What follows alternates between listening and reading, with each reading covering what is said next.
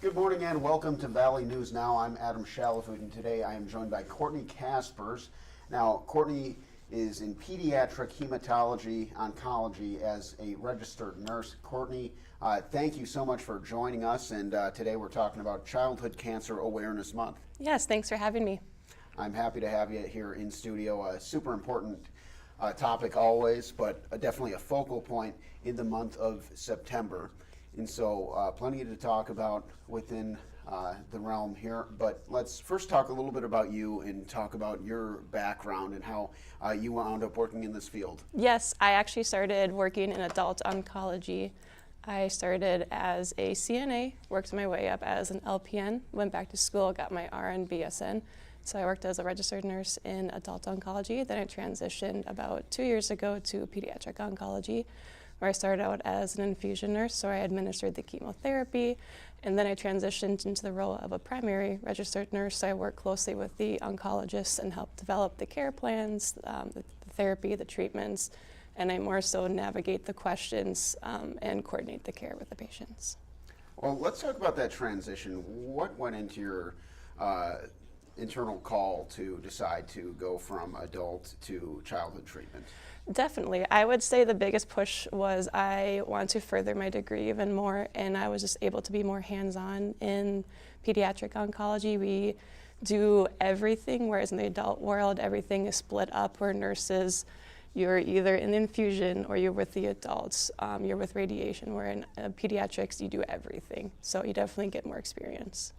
Now, this month, I feel like is an even stronger push as we bring awareness to the topic itself. Now, is this different from a typical month for you? Oh yes, it's a big party. The month of September is a huge party. Up on the unit, there's gold everywhere, gold glitter. We have so much fun. It's a time to raise awareness for childhood cancer. It's a time to, encourage those who are going through treatment right now. It's a time to remember those who have passed.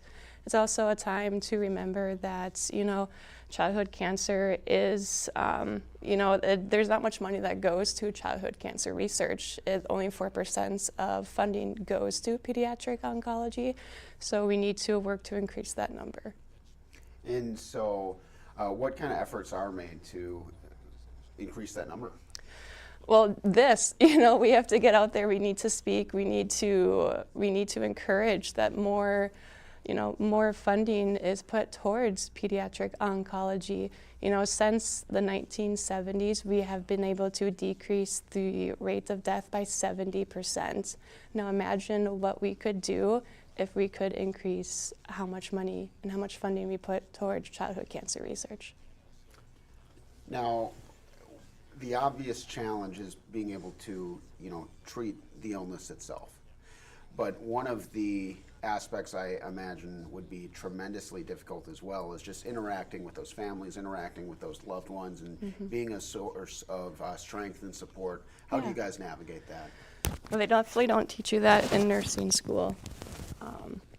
Excuse me. Go ahead and get that clip. Don't worry about it.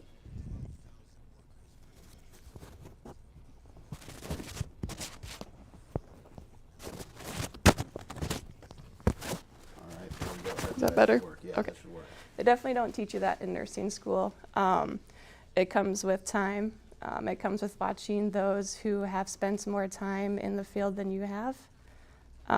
But you build and form relationships with your patients, and it comes with trust and empathy, and it comes with time.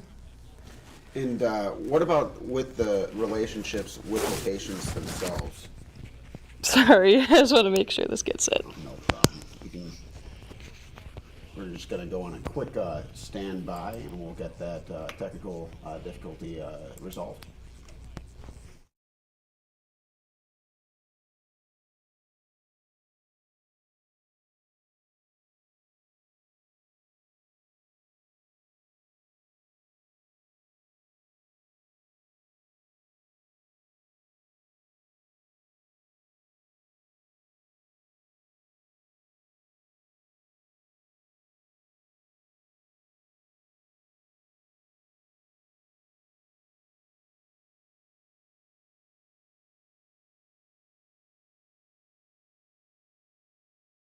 All right, we're back. Mics are ready to rock. And so we were just talking about what the relationship is like with those parents. Just talking to you a little bit before we started the interview, it sounds like it's one of the more fun parts of the job.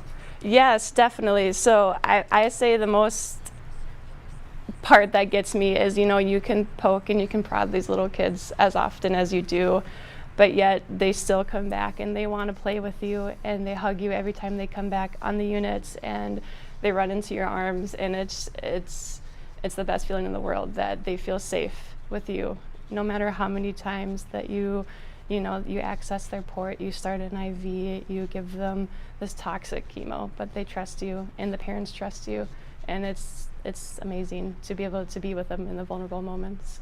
Now, one of the things we spoke about is the different ways you can treat children versus the ways you might treat an adult. Yeah, so actually when we treat kids, we give them much stronger doses of chemotherapy than we do adults, just because they have much healthier organs. Their heart is healthier, their kidneys are healthier, their lungs are healthier, so we give much larger doses than we would adults. And I feel like, just based on our conversation already, the treatment has come a very, very long way over the years. Yes, it has. And actually, for the most part, childhood cancer has a cure rate of about 80%. Our most common form of childhood cancer is blood cancer. So leukemia, ALL is also what we call it. It's not the case for all cancers, but for the most part, childhood cancer does have a cure rate of about 80%. Very good. And I know we've already talked about a lot today. What do you think the most important things people watching at home should know about childhood cancer and Childhood Cancer Month? Just raise awareness. It's not all sad days. We love our glitter. We love our sparkles. We love gold. It's just have fun, raise awareness, and have a good day, because these little kids, they're so strong and they can teach you a lot. Thank you very much. That's Courtney Caspers, pediatric Hematology Oncology RN with Sanford. Courtney, thank you so much for joining me in studio. Appreciate it. That's all for now. Have a good day, and we'll see you next time on Valley News Now.